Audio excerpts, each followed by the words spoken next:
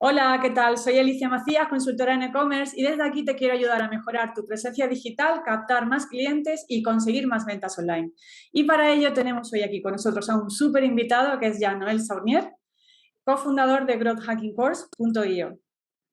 Bienvenido. Muchísimas gracias, Alicia. Un placer de estar con vosotros. Estupendo, Jean-Noël. Te voy a presentar a la audiencia para los que no te conozcan.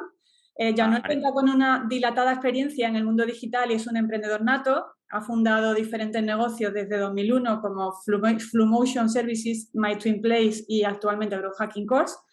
Te defines en LinkedIn como experto en acelerar negocios digitales, tomador de decisiones basado en datos y KPI y con fuerte enfoque en la experiencia de usuario, la conversión del embudo y la satisfacción del cliente. Súper importante para todos los que tienen un e-commerce, ¿verdad?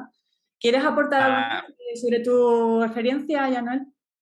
no, está bien. Bueno, en realidad me apasiona el mundo de emprendedores, me apasiona lanzar proyectos y me apasiona el growth, que es el crecimiento y cómo acelerar esos proyectos, ¿no? Así que lo has hecho muy bien. Eso es. Vamos a empezar. De hecho, la pregunta es, hablando de growth, ¿no? Cuando hablamos de growth hacking, yo no sé si, bueno, si todo el mundo conoce esta técnica, pero muchas veces como la palabra hacking suena como a hackeo, ¿no? A mí hay gente que piensa que growth hacking es pues crecer con trucos, ¿no? Con hackeos, técnicas así oscuras que me van a permitir tener un crecimiento exponencial, así como con mucha viralidad. Sí me gustaría que empecemos precisamente aclarando muy bien qué es growth hacking. Ok, bueno, vamos a decir que hablamos de growth hacking, growth marketing o growth, que es la parte de aceleración. Am, si miras los datos y que normalmente preguntamos a una audiencia o a empresas, ¿cuál es el porcentaje de empresas que utilizan el growth hacking y cuál es el porcentaje que no lo usan, ¿no? O sea, en general tienes 99% de los proyectos de los e-commerce o de las startups que se lanzan, pues no están usando el growth hacking, growth marketing. El 1% sí. Entonces, en general, esto llama mucho la atención porque dices, bueno, basado en datos, eso significa que no hay mucha razón de interesarse a esta metodología, ¿no? Luego, cuando miras el 1% y que salen nombres como Zalando, Skyscanner, Airbnb, Amazon, Facebook, que tienen equipos especializados en growth, que es la metodología que usan para su crecimiento, dices, aquí hay algo y tengo que mirar más en detalle lo que está pasando con este 1% de los proyectos, ¿no?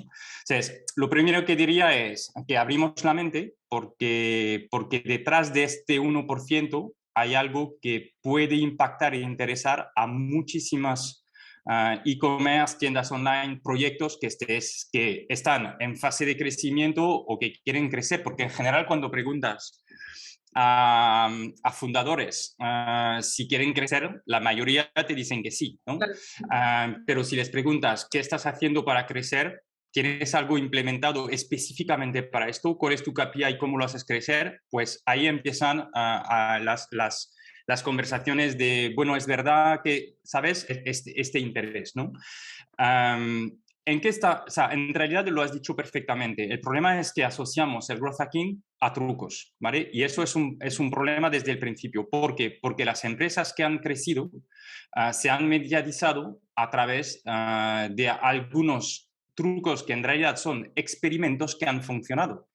Pero este experimentado que ha funcionado viene de una metodología donde se lanzan muchísimos experimentos, ¿no?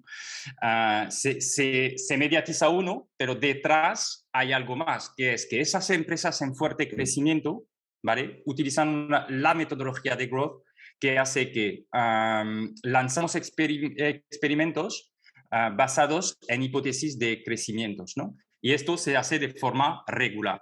De hecho, cuando miras en lo que están haciendo, bueno, por ejemplo, Amazon, ¿no?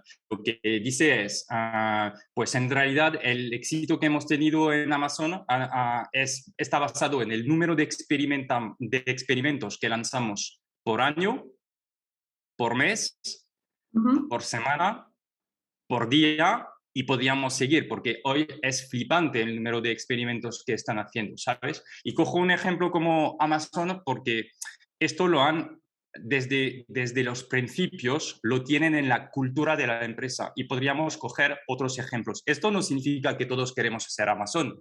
No tiene que ser por qué, ¿sabes? Pero lo que sí es interesante es si ellos lo están haciendo y son líderes mundiales o Airbnb que lanza 700 experimentos a la semana, no se trata de decir es que yo voy a lanzar 700 experimentos y soy un e-commerce pequeño, un digital native brand, ¿no? Una marca digital. No, significa que ellos lo están haciendo y yo también lo tengo que hacer a mi escala. Y, y entonces esto es lo que significa el growth, ¿no? Yo también lo que suelo pensar es, el marketing digital, todo el mundo lo conoce, pues esto es una evolución del digital marketing, pero orientado a ventas, ¿no? Porque a menudo se dice, oye, ¿cuál es la diferencia entre el growth y el digital marketing, ¿no? O el marketing digital? No hay realmente una diferencia, es una evolución orientado a ventas. Vale. De todas formas, entiendo que se apoya, el growth se apoya en el marketing digital, ¿no? Porque cuando hablas de experimentos, parte de esos experimentos pueden ser acciones de marketing digital, ¿no? Totalmente. Por eso digo, es una evolución, una optimización del marketing digital. La diferencia que podríamos decir, ¿cuál es? Pues es, quizás en marketing digital vamos a coger un número de lo que llamamos a veces el vanity metrics, ¿no? Cuánto tengo de follower, cuánto he ganado de follower, ¿vale? Y el digital marketing con el growth es, bueno, pues cuánto he generado de transacción, cuánto tengo de tráfico, cuánto he convertido, ¿sabes? Vamos más a, ¿y qué ha generado ventas? ¿Sabes? Vamos más a una eficiencia de ventas que trabaja mano a mano con el marketing digital. Es decir, marketing digital y ventas juntos es donde hacemos growth y vamos orientado a ventas, a ventas, a ventas y mejorar, optimizar, mejorar y convertir más, ¿vale? Vale. ¿Cómo empezamos? Porque dentro de Growth Hacking Course, de la plataforma, los contenidos que se ven, ¿no? Durante el curso, se empieza por el mindset. Entonces, entiendo que primero quizás es fundamental para quien nos esté escuchando, no tenga su tienda online y acaba de empezar o lleve un tiempo pero no termina de crecer, el mindset debería de ser el primer punto por el que empezamos. ¿Y en qué consiste esa parte de mindset? Sí, es verdad que nosotros con Xavier Labayos, que es mi socio y montamos growthhackingcourse.io juntos, para nosotros es una temática muy importante, ¿no? El mindset. O sea, de hecho, una anécdota, nuestra empresa se llama Growth Mindset, ¿sabes? La formación es Growth Hacking Course, pero la propia empresa detrás es Growth Mindset y para nosotros es muy importante. ¿Por qué es importante? Porque en realidad lo que solemos decir es, si tú haces lo mismo que tus competidores y que en general si arrancas, si lanzas, tienes menos medios, tienes menos recursos, vas a tener los mismos recursos que ellos, pero entonces no vas a poder ir más rápido, ¿sabes? O sea, básicamente dice, lo tengo que abordar el tema de manera distinta o me voy a enfrentar a hacer lo mismo que los otros. Entonces, ¿cuál va a ser mi ventaja competitiva? ¿Y qué va a hacer que yo voy a crecer mucho más rápidamente? ¿No? Porque ya hay marcas establecidas, hay proyectos establecidos y además vivimos en un mundo global. Cada día se lanzan 2.500 websites, aplicaciones. Hay millones de aplicaciones en los stores, ¿no? O sea, dices, ¿cuál va a ser mi ventaja competitiva y cómo voy a crecer más rápidamente que los otros? Ahí tienes que ir a lo que llamamos el mindset y encontrar un atajo, decir, lo voy a hacer distintamente porque o hago esto o va a ser complicado de conseguirlo, ¿no? Entonces, el mindset es, ¿qué puedo hacer permanentemente en el lanzamiento de mi producto? Y luego lo seguirás teniendo en tu empresa, ¿no? Pero es verdad que el mindset tiene un impacto al principio muchísimo porque es cuando arrancas que no tienes muchos recursos y que hay que ser súper creativos, ¿sabes? Y esto hace que para nosotros es una parte del componente muy importante del growth, que es también la parte creatividad. ¿vale? Sabiendo que el growth es una metodología en 6 pasos en el cual vamos a hacer una parte de brainstorming y decir, oye, ¿cómo puedo, si quiero lanzar un experimento para crecer mis ventas aquí, cuál es el experimento que voy a lanzar? Dentro de la propia metodología que está en 6 pasos, hay una parte de brainstorming y creatividad, ¿no? Entonces, esto es lo que queremos desarrollar, que en general los fundadores que lanzan proyectos, pues rápidamente se están confrontando a problemas, ¿no?, que tienen que superar y entonces desarrollan esta parte. Pero a menudo, por ejemplo, en grandes éxitos no se ve que han utilizado este mindset. Se piensa que han hecho las cosas de forma normales. Y muy a menudo te das cuenta que primero han lanzado sin tener todo ya preparado, es decir, una forma muy lean y muy smart de hacer las cosas. Y hoy lo ves como es un proyecto muy potente, pero cuando arrancaron lo hicieron de otra forma. ¿Qué significa? Pues que hay un montón de ejemplos, ¿no? Hay un ejemplo que nos encanta, por ejemplo, por ejemplo, en una app como Globo, pues realmente, y esto lo explicamos en varios de nuestros contenidos, ¿no? Han crecido muchísimo a partir del momento o han tenido el delivery de comida, ¿no? Y claro, al principio no tenían realmente ningún acuerdo porque eran muy pequeños. Hoy no es el Globo que conocemos, pero los primeros y las grandes marcas no querían trabajar con Globo. Entonces, ¿cómo se han imaginado de hacerlo sin tener al principio los acuerdos de las marcas para validar que gracias a este acuerdo iban a poder crecer sus ventas, ¿no? Eso es un ejemplo, pero también hay un montón de otros ejemplos. O como website de e-commerce han empezado teniendo miles y miles de productos, scrapeando información de o proveedores, ¿vale?, o de otros sites para poder ofrecer desde el principio suficientemente oferta para vender más, ¿no? Y es interesante de decir, oye, es que esto hubiera tardado muchísimo en hacerlo, pero lo han hecho de forma recuperando información, organizando la información. Hay miles de ejemplos, pero el mindset es, ¿cómo lo puedo hacer distinto? ¿Cómo puedo ir más rápido? ¿Cómo lo hago de manera más lean? Es una mezcla ahí que es súper interesante. Y a menudo cuando te inspiras de casos dices, wow, efectivamente esto lo podría hacer yo también, ¿sabes? Vale. Entonces, digamos que primero empezamos por esa parte, ¿no?, de creatividad, de pensar cómo lo hacemos diferente, y a partir de ahí hablas de que el growth que se aplican como 6 pasos. ¿Cómo es esa evolución? Desde que yo tengo esa idea, esos experimentos que quiero lanzar, ¿cómo empezamos a aplicar el growth? Vale, entonces la metodología está en 6 pasos y se basa en lanzar experimentos. Entonces, la primera cosa es, ¿tú estás lanzando experimentos en tu proyecto o no? ¿Vale? En tu e-commerce, ¿haces experimentos o no haces experimentos? Si no haces, deberías hacerlo, porque es una metodología que funciona, no te lo planteas. Tienes que arrancar haciendo experimentos. ¿Esto qué significa? Que quieres validar hipótesis de crecimiento. O sea, tu hipótesis de crecimiento, ¿cuál es? En función de tu negocio, estado en donde estás, tienes que hacer una lista de cosas que podrían impactar en tus ventas, ¿vale? Esto de forma general. Entonces, ¿cuál es la hipótesis? Una vez que tienes varias hipótesis de crecimiento, aunque seas 1, 2, 3, 10, 20, es lo mismo, ¿vale? Luego tienes que ir priorizando. Porque sabemos todos cómo pasa esto, estamos todos a tope, a full, no tenemos tiempo, ¿no? Entonces, no podemos lanzar experimentos sin decidir de una regla, de un score, que se llama un scoring, de cuál es el experimento primero que voy a lanzar. Y ahí entramos en detalle de, tiene que ser, por una parte, cuál es el impacto que puede tener en ventas, pero con el mínimo recursos posible. Porque si queremos probar cosas, no se trata de implementarlo inmediatamente, ¿no? Se trata de ver si realmente esto puede tener un impacto en mis ventas. Y luego, si funciona, ¿vale? Entonces, luego hay una fase de prueba, de test, durante X. Por ejemplo, durante 2 semanas voy a hacer una prueba de este experimento que puede tener un impacto en mis ventas. Analizo, es decir, me voy a basar en los datos para ver si realmente lo que pensaba ha tenido un impacto.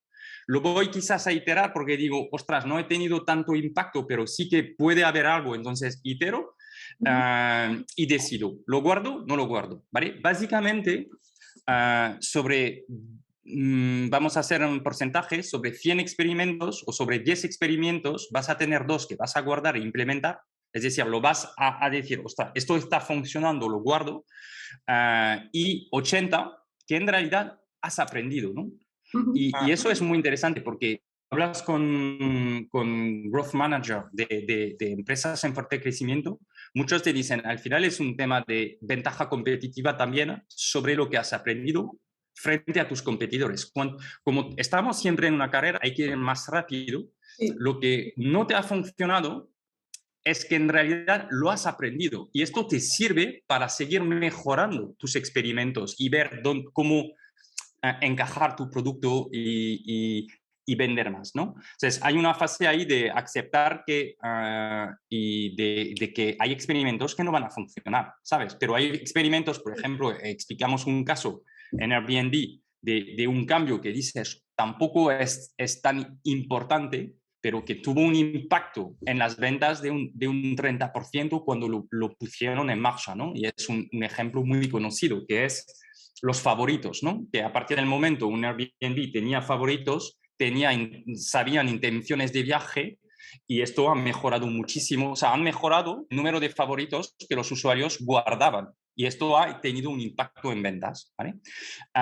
Y esto es un ejemplo de experimentos. Hay que decir a nuestra audiencia es, en general, nos tenemos que quitar un mantra de la cabeza, porque cuando hablamos de crecimientos elevados, exponenciales o de crecimientos importantes, pensamos que hacemos una cosa y va a llegar el crecimiento.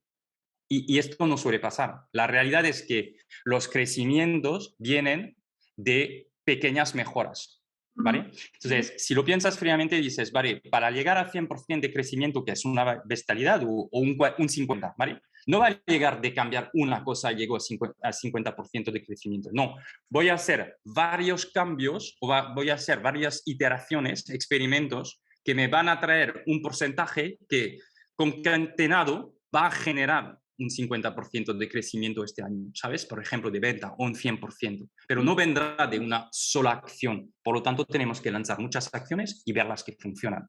Muchas, bueno, lo que podemos lanzar, vamos a decir, ¿no? Ujú. Para no poner demasiado Sí, presión a nuestra audiencia. lo que tú comentas, me ha venido a la mente como cuando emprendemos, que de todos los experimentos puede que algunos no sean realmente relevantes, ¿no? En ventas, pero sí todo el aprendizaje que aporta, ¿no? Es como cuando emprendemos, ¿no? Emprendemos con una idea, incluso puede que no nos haya funcionado, pero toda esa experiencia, todo ese camino te ayuda también a enriquecer el negocio o plantearte experimentos que te vayan a funcionar mejor. Pero al final ser muy creativos, ¿no? Yo eso lo veo fundamental, ¿no? El sentarnos, pues muchas veces nos dejamos llevar, pensamos que lo importante es invertir en publicidad, pero no lo hacemos tampoco con estrategia. Entonces yo creo que entiendo que la base del growth hacking primero es definir bien esos experimentos y ponerlos en marcha, y a lo mejor no tiene que ser una acción súper gorda, puede ser algo tan sencillo como lo que tú comentabas. Sí, totalmente. Y lo que dices es verdad, ¿no? Pero yo comparo muchísimo, o sea, al final lo que tenemos que, yo lo veo que estamos en un mundo muy competitivo, ¿no? Y me gusta acercarlo al mundo del deporte. Es decir, al final estamos en competición permanentemente y tenemos que ganar, ¿no? Y tenemos que estar, pues, creciendo y subir y estar en los primeros. En general, es nuestro objetivo, ¿no? Y entonces, si tú lo piensas, no vas a ser el número uno en cualquier deporte si de vez en cuando te entrenas.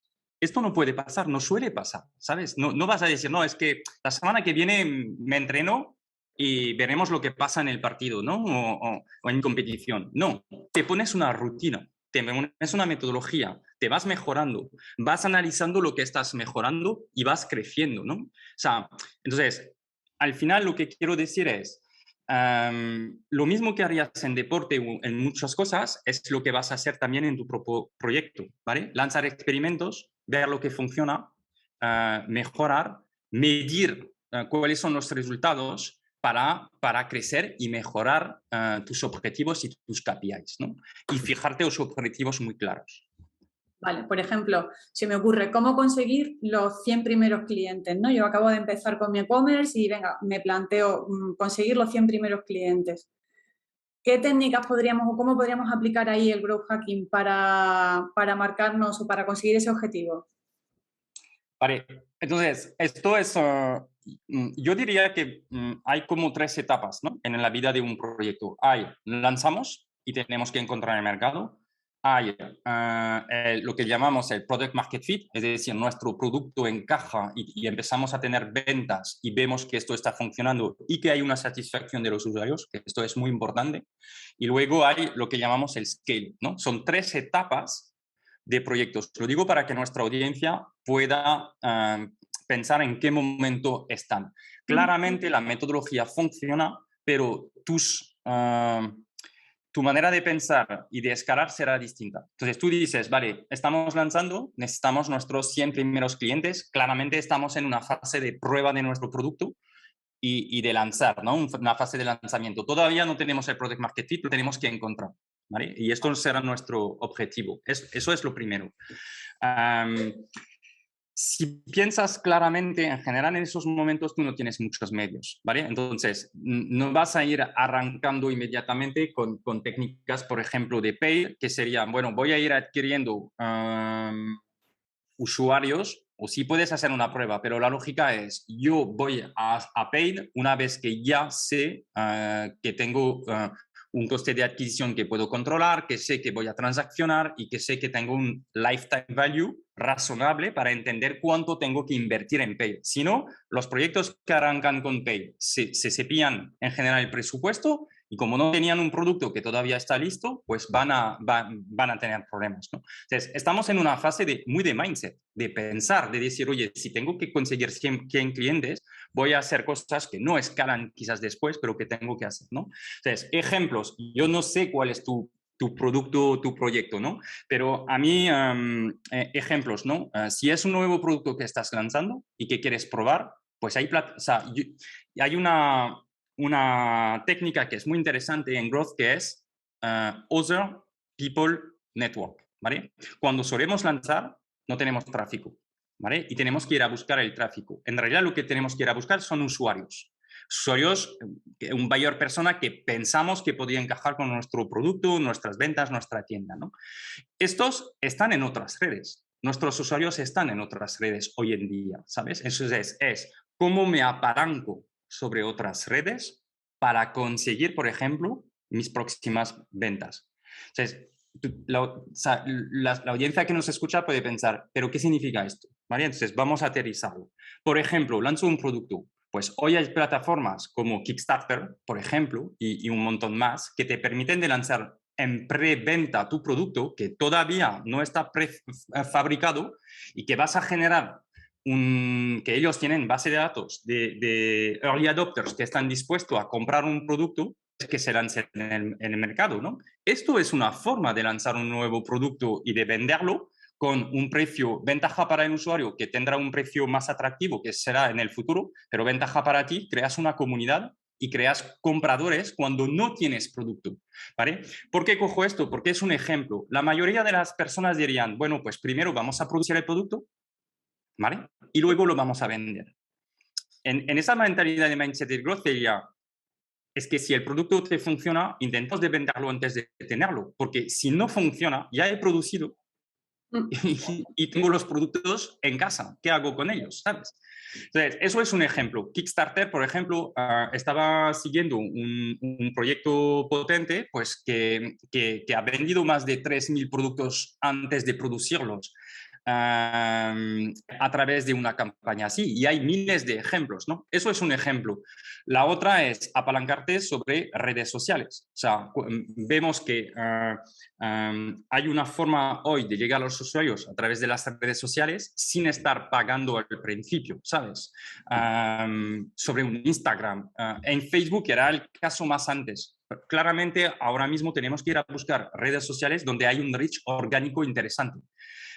En Facebook hay muchas marcas se han apalancado en Facebook primero de forma orgánica, luego de pago y que luego han crecido muchísimo gracias a Facebook. Hoy hay Instagram, pero Instagram cada vez más es de pago. Pero tienes otras redes, ¿no? Tienes TikTok, por ejemplo, que te puede funcionar en función de tu buyer persona, de generar una marca o personal, una primera marca, ¿sabes? De tu proyecto y de tus productos a través de redes sociales. Pero la idea ahí es ¿en qué me voy a apalancar para conseguir esos 100 primeros clientes?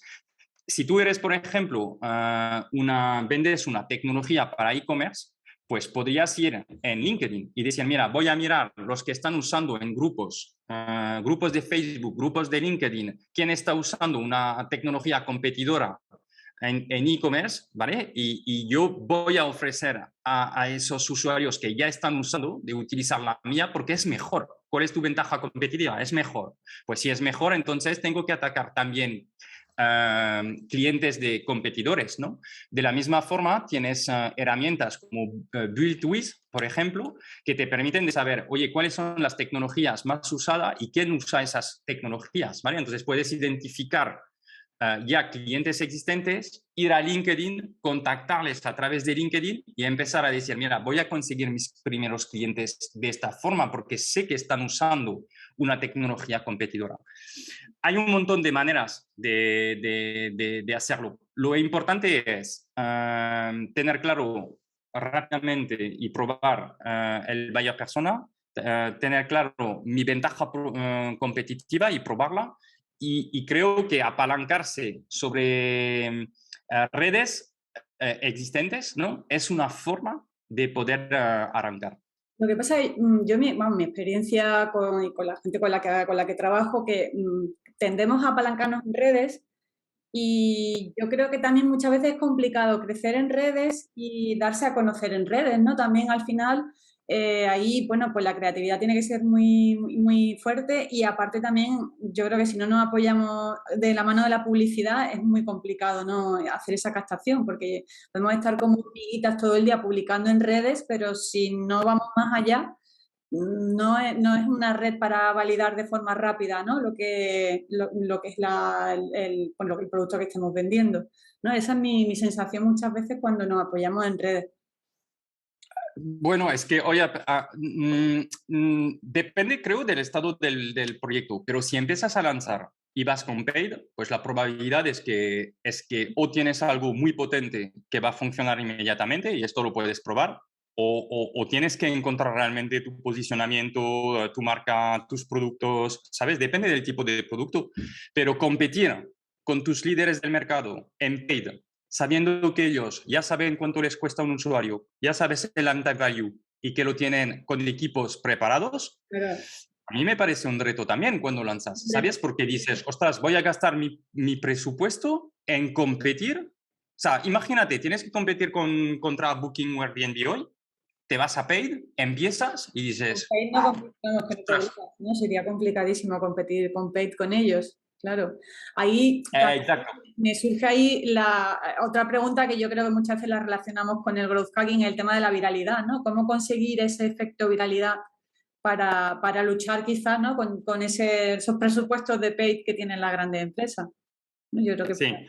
Solo para acabar sobre redes, cuando digo sobre redes es también puede ser a través de contenido, ¿no? O sea, lo que estamos diciendo, fíjate que hay cada vez más lo que llamamos las marcas nativas verticales, ¿no? Brand, Digital Native Brands, que son marcas muy especializadas, ¿no? Que empiezan en digital y que pueden generar muchísimo contenido, ¿no? O sea, si tú lanzas una marca de ropa mañana, o sea, no puedes lanzar una marca de ropa como existen miles en el mercado. Te tienes que diferenciar, tienes que crear una comunidad. Por ejemplo, hay un ejemplo que a mí me flipa bastante, que es una marca que se llama Asphalt, ¿vale? Que es una típica digital native brand, que son fundadores que lanzaron un modelo clásico y estaban a punto de quebrar, porque vendían a través de mayorista, necesitaban un flujo de caja enorme para los pagos y todo, ¿no? Y decidieron de lanzar una marca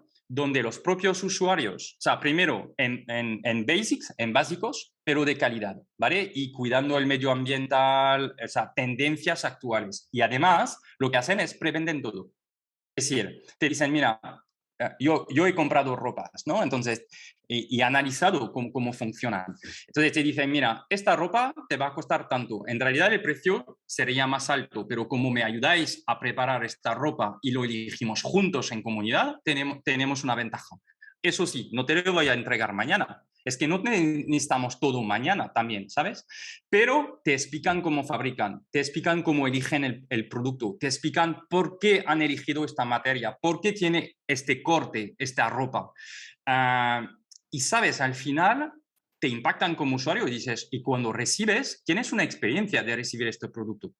Entonces, esto es una forma que han crecido autofinanciando su empresa a través de base de datos, lo hablaremos, de gente que dice, ostras, me gusta escuchar hablar de esta marca, me gustan los valores de la marca, que eso lo hablaremos seguramente, Alicia, ¿no? Pero hoy en día tiene que haber una historia detrás, porque hay miles de formas de compra. Tú tienes que generar, y lo hablaremos seguramente luego, ¿no? Pero tienes que generar un engagement con tus compradores. Si no, estás compitiendo por precio, ¿sabes? Y por el servicio más rápido. O sea, compites con los gigantes.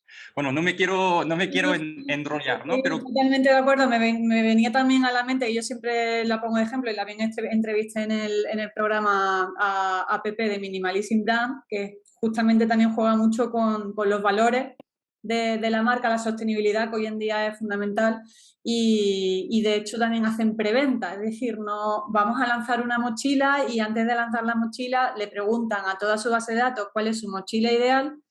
Y luego, con todas las interacciones que han tenido, lanzan la mochila e incluso la ponen a la preventa pues para fabricar las que realmente vaya a haber demanda, ¿no? Que otra forma de ajustar la demanda, la producción a la demanda, me parece súper interesante. Pero claro, ahí y ahí es un tema de mindset y de growth, porque es las inconvenientes que tengo en mi modelo que tienen los otros, ¿cómo le voy a dar la vuelta? ¿Sabes? Y eso es un tema de mentalidad, de mindset, de decir, oye, le tengo que dar la vuelta a esto, ¿sabes? Porque si no, compito con qué, ¿sabes? Entonces, creo que es un súper ejemplo lo que decías y siempre hay una forma de darle la vuelta. Creo que eso es importante, ¿sabes? Es cuando voy a hacer algo, ¿cómo le puedo dar la vuelta? Y hay que pensar así, ¿sabes? ¿cómo Me hacerlo? pregunto, Sí, no, cómo hacerlo atractivo. Mi programa de mentor, yo tengo un programa de mentoring y precisamente lo primero que trabajamos es esa parte de cuáles son los valores, quién es mi buyer persona, cómo conecto con mi buyer persona, porque si no es lo que tú dices, estamos compitiendo en precio y estamos compitiendo con un montón de gente, marcas potentes que es complicadísimo. Entonces, eh, quizá una de las bases del Grow o uno de los experimentos primero es cómo generar esa comunidad, ¿no? De personas que conecten con tu marca. claro, es que generar una comunidad al principio es generar a tus 100 primeros clientes de una forma distinta y teniendo feedback y generando una comunidad. Entonces, claro, no es lo más fácil porque dice, no, es que quiero vender mañana, ya, pero esto es construir una historia, construir una relación, tener feedback al principio, ¿sabes? Es distinto, ¿no? Am, es que es una forma de pensar diciendo, voy a lanzar algo distinto y lo voy a abordar y voy a arrancar de forma distinta.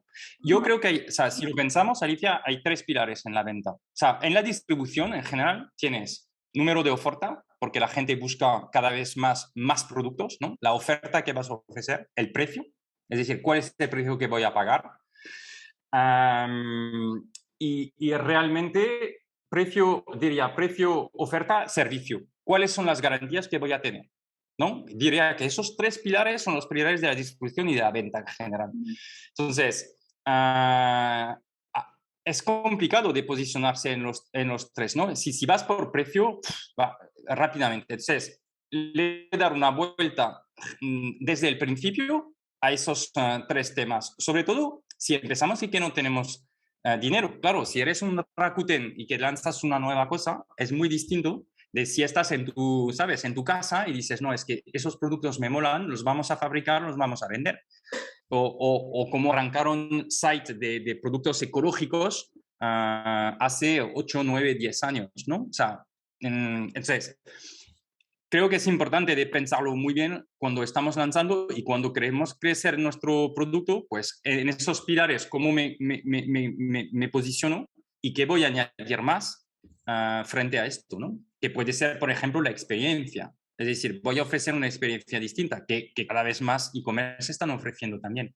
Totalmente. O sea, tú hablabas de viralidad y creo que esto es un tema eso también es un sueño, ¿no? O sea, a menudo tienes emprendedores o personas que están pensando en lanzar un proyecto que te dicen, oye, que yo quiero conseguir viralidad. Es que ahí hay también algo que tenemos que quitarnos de la mente, ¿no? No todos los productos son virales, ¿vale? Si analizamos productos virales, en realidad es cuántos usuarios van de cierta manera a atraer otros usuarios, ¿vale? Y esto por defecto no suele pasar. La realidad es esta, no hay razones para que tu producto sea viral, o lo es inmediatamente, ¿no? Y un ejemplo evidente es Dropbox, ¿no? Y para que todo el mundo entienda, si yo invito a alguien a una carpeta, pues esta persona se tiene que dar de alta en mi producto para usar el producto. Por defecto hay una viralidad, que luego han sido capaces de acelerar, y de hecho es el principio del growth, viene a través de Dropbox también, ¿no? De cómo lo han hecho para acelerar este growth. Pero a priori, no todos los proyectos son virales, ¿vale? Esto no significa que no tenemos que trabajar quizás lo que llamamos el growth loops, ¿no? Es un loop de retroalimentación que te permite de atraer más. Entonces, no todos los productos son virales. Ahora, lo que podemos trabajar es dentro del funnel. O sea, esto es algo que no hemos hablado y que podemos hablar. En general, en Growth trabajamos sobre un funnel de growth, ¿no? Que se llama el famoso R, que no es muy sencillo de pronunciar, pero que se basa en growth y trabaja sobre la totalidad del funnel, ¿no? Normalmente, este funnel es adquisición, activación. Se trabaja normalmente en silos distintos, ¿no? Y, y claro, si lo piensas de esta forma, dices, vale, ¿dónde puedo tener como mejoras en toda mi parte de funnel? Y el último era es referral. ¿Cómo puedo hacer que alguien que ha comprado y que esté satisfecho me va a recomendar o va a hacer una acción que me permita que otros usuarios lo vean y vengan a buscar, ¿no? Y a comprar? Que es también un tema interesante, que es el social proof, ¿no? Hoy en día, cuando compramos, o sea, más del 70% de los usuarios toman una decisión basado en la experiencia de otros usuarios, en qué han dicho los otros usuarios. Esto ha existido antes del mundo digital. Lo que pasa es que ahora tenemos un nivel de información y esto para un e-commerce es muy importante, ¿no? ¿Qué hace que los usuarios van a decir, ok, tengo confianza en poder comprar este producto o en esta web? Es muy importante, ¿no? Y vemos técnicas que son interesantes, ¿no? Que ves en veces vas a mirar en site gigante y ves que hay productos que tienen 4 o 5 mil recomendaciones. Es que han puesto una acción para que haya una recomendación. Esto no viene porque viene así, Claro, ¿sabes? la Es gente que detrás hay un trabajo. claro, la gente no pone una recomendación así como así, eso hay que currárselo, evidentemente. Sí, sí. Hay que curárselo, hay que pensarlo en el buen momento, tiene que ser una experiencia, tienes que saber si el usuario está satisfecho o no para lanzarlo. Oye, dame una recomendación. Le puedes incentivar para que dé una recomendación. Pasa en muchos productos. ¿Sabes? Seguro que te ha pasado de recibir un producto, de pedir un producto, recibirlo en casa y que te diga, oye, por cierto, si te ha gustado y que me pones 5 estrellas, que sepas que además puedes obtener tal cosa. Claro, Eso es un incentivo sobre alguien satisfecho. Claro, si el usuario no está satisfecho, esto es lo primero, ¿no? El producto tiene que tener una satisfacción alta. Pero si tiene una satisfacción alta, hay que pensar en cómo voy a retroalimentar esto. ujú. Sí, muy interesante lo que comentas de tener siempre el funnel de conversión, ¿no? El Customer Journey en la cabeza, digamos, ¿no? Y pensar en Sí. cada una de las fases cómo aplicamos experimentos para hacer growth. Aparte, Exacto. Si lo pasamos, es adquisición, activación, retención, referral, revenue, ¿no? Entonces, en un e-commerce la activación es en el momento o se compra, vamos a decir, que el usuario encuentra lo que ha venido a buscar y que tú le das lo que está buscando, ¿no? ujú. Vale, muy bien. También en cuanto a, porque hablamos siempre de, por supuesto, hay que medir todo lo que hacemos. Entiendo que la parte de análisis de datos es clave, ¿no? Dentro de la metodología Growth. ¿Y qué tipo de herramientas podemos apoyarnos para hacer todo ese trabajo?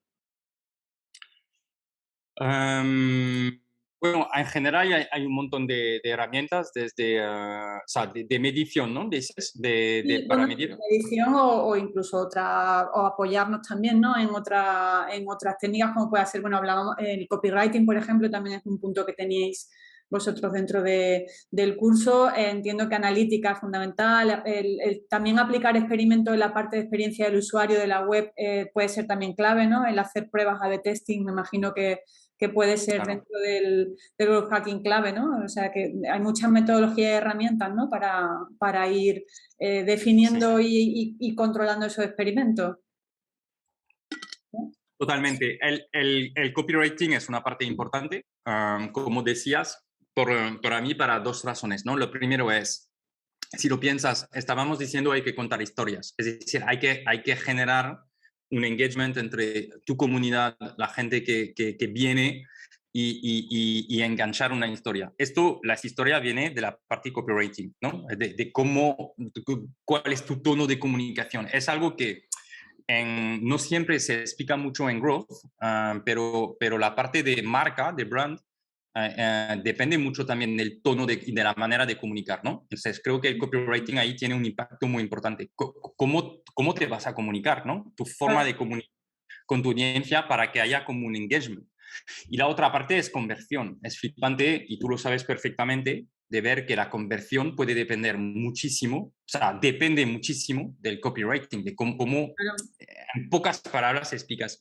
Siempre hay una cosa que me gusta recalcar es, tomamos decisiones en 5 minutos, ¿no? O sea, hay un montón de documentación y de estudios sobre el tiempo de atención de un usuario. Son 5 segundos y hay un estudio de Microsoft que te dice que además hemos pasado de 8 a 5 y es cada vez más rápido. En 5 segundos tú vas a tomar una decisión, ¿vale? Entonces, ¿esto qué impacta? Pues impacta que todo lo que decías tiene que ser muy claro lo que voy a obtener, voy a entender muy rápidamente lo que busco, si busco un producto, y no tengo mucho tiempo. Entonces, ¿qué impacta en este caso? Pues va a impactar el diseño, por supuesto, para que sea lo más clean y que no te disturbe en el momento de tomar la decisión. Te va a decidir el copy, ¿no? Lo que estás diciendo, cómo rápidamente entiendo lo que estás ofreciendo. Y podemos decir también fotos y hay otros atributos que hacen que vas a tomar una decisión.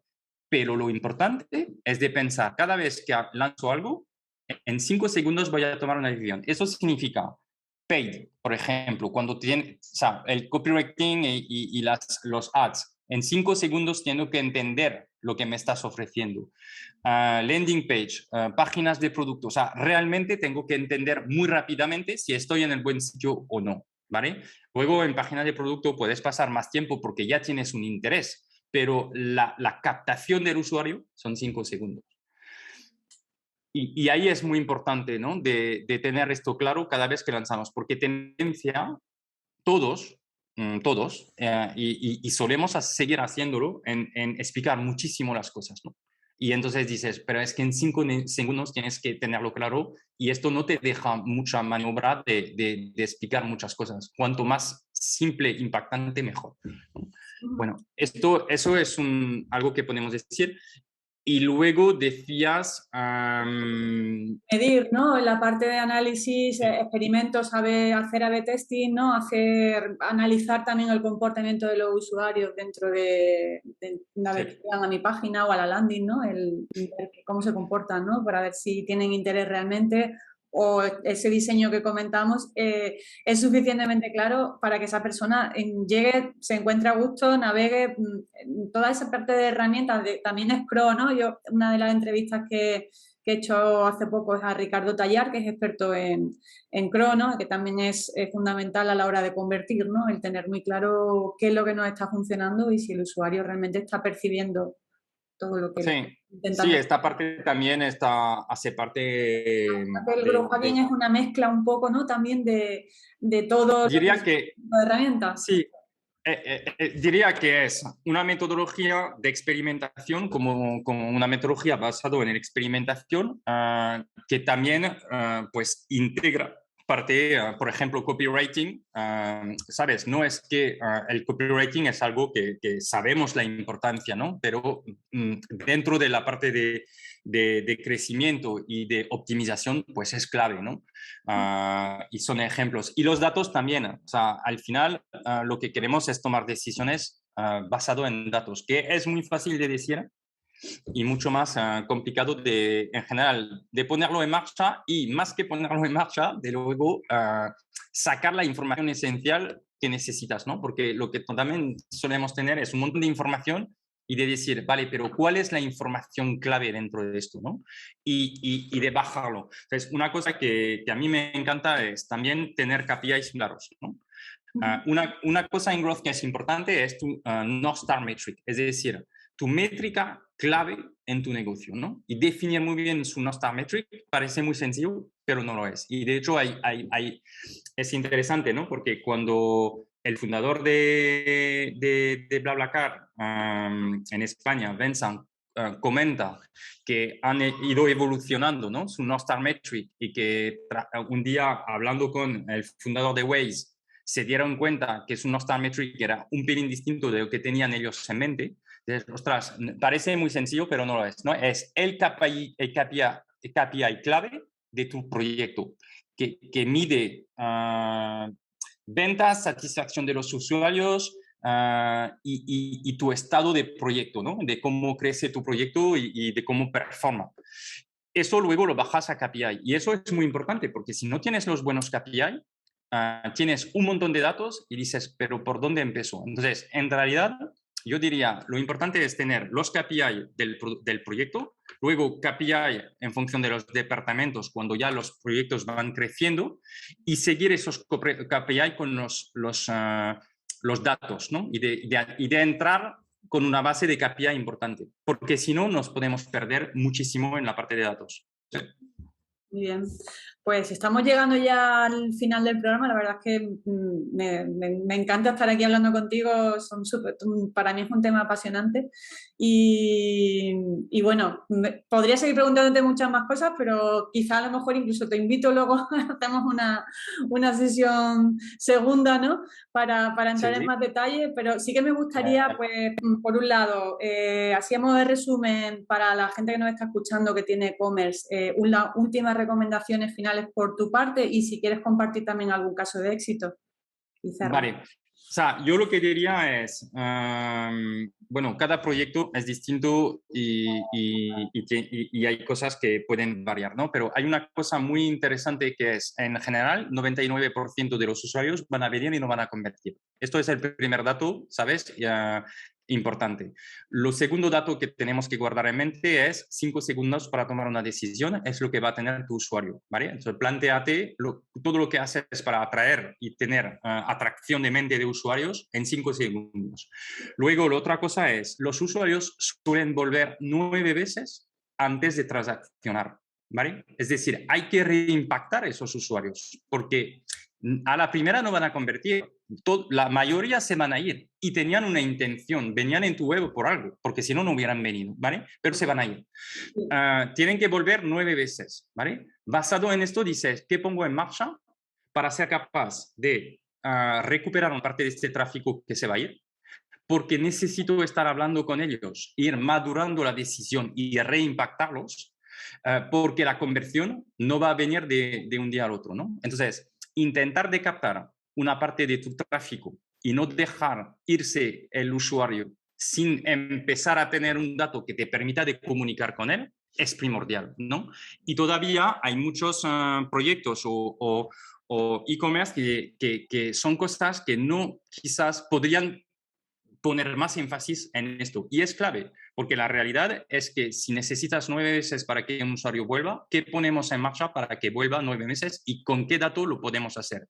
Entonces, aquí hay que tener una estrategia de captación de los usuarios, ofrecer algo de valor, porque a menudo esto entra en una conversación de qué puedo ofrecer de valor a un usuario que ha venido a mi web para poder luego trabajar con él, ¿vale? Y poner, por ejemplo, automatizar emails de impactos o reimpactarlos en las redes ¿vale? Con información para que a un momento dado venga a transaccionar en mi web y que sepa que yo tengo ofertas o algo. Si no recupero datos, no puedo hacer nada, ¿sabes? Entonces, esto para mí es importante, es cuál es tu estrategia de captación de parte de tu tráfico, que puede llegar a ser 10, 15, 20% de tu tráfico, sobre el cual has invertido esfuerzos que podrías captar, tener en base de datos y no depender de las redes. Porque hay otro tema, nos apalancamos sobre las redes, pero intentamos de no depender de ellos. Hay muchos proyectos que a un momento dado tienen problemas porque en general en los proyectos tienes un channel de adquisición, ¿no? Un canal de adquisición potente.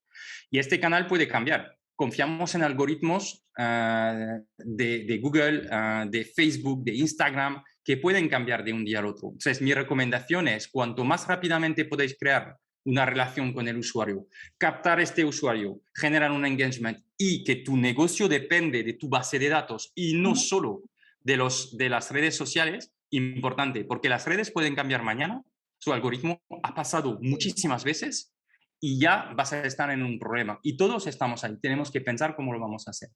Y luego hay el tema de carrito abandonado, que es una gran dificultad, ¿no? De este mercado de recuperarlo. Exacto. O sea, el 75% de los usuarios dejan su carrito abandonado. Ahí también, si llego a este nivel y que estoy en este caso, pues cómo voy a conseguir reimpactar los usuarios, entender, por ejemplo, tenemos ejemplos que, bueno, estamos llegando al final, no quiero entrar demasiado en detalle, pero cómo se ha automatizado la recuperación de carrito entrando en contactos con clientes de un e-commerce a través de WhatsApp para entender la razón y para intentar de recuperar ventas, pero sobre todo para intentar de bajar al máximo y entender la fricción, ¿no? Lo que llamamos fricción, que hace que a un momento dado un usuario te ha puesto en el carrito y no ha decidido al final de comprar contigo, ¿no? Entender estas razones. Vamos, me parecen varias, vamos, has dado 3, 4, 5 pinceladas, pero súper interesantes y yo creo que claves, ¿no? Para los e-commerce. Como tú dices, centrarnos en captar base de datos y no solo depender o tener esa dependencia de las redes sociales, yo creo que es fundamental. Y yo aportaría esa parte que hablábamos al principio de ser creativos, ¿no? Y salirnos un poco de lo que hace todo el mundo. Eso también creo que también es otro punto que tenemos que tener siempre en mente. Pues nada, Januel, darte muchísimas gracias por estar en este programa. Me ha encantado todo lo que has compartido con nosotros, súper útil. Y no sé si quieres dar las coordenadas digitales, quien te quiera buscar, ¿dónde te encuentras? Sí, bueno, primero en growthhackingcourse.io pues hay muchísima información. Tenemos una parte de recursos gratuitos donde, por ejemplo, hay pues información sobre e-commerce, hay información sobre las herramientas, que no lo hemos hablado mucho, pero hoy en día hay muchísimas herramientas que te permiten de poner experimentos en marcha muy rápidamente sin tener que ¿sabes? Desarrollar y tener, o sea, tenemos una autonomía a través de las herramientas, lanzamos cada año las 48 Growth Hacking Tools, ¿no? Que son 48 herramientas que hemos ido probando a través de nosotros, nuestros profes que intervienen en la formación y por qué les gusta tal o tal herramienta, ¿no? Captar tráfico, por ejemplo, rápidamente, pues hay un montón de herramientas que te permiten de hacerlo, trabajar los carritos abandonados también, cómo integrar un WhatsApp con un carrito de abandonado, pues hay una herramienta como Integromat que te permite de automatizar esto y más cosas, ¿no? Entonces, al final, en nuestra web podéis encontrar un montón de recursos gratuitos y nosotros al final lo que nos dedicamos es a traer los mejores profesionales en los distintos campos de growth y que pues que la audiencia de e-commerce se pueda también formar, ¿no? Inspirar, ver casos, cómo lo han resuelto, porque también esto abre muchísimo la mente y aprender de la metodología que yo diría, o sea, no tienes nada que perder, ¿sabes? Solo puedes ganar. Entonces, luego se puede formar a través de contenidos que existen en redes o alguien que quiere ir rápido, pues se puede formar con nosotros y aprovecharlo para ir rápido. Fenomenal. Muy bien, pues muchísimas gracias, Januel, estamos en contacto. Gracias a ti, Alicia. Ha sido un placer. Gracias, igualmente. Adiós.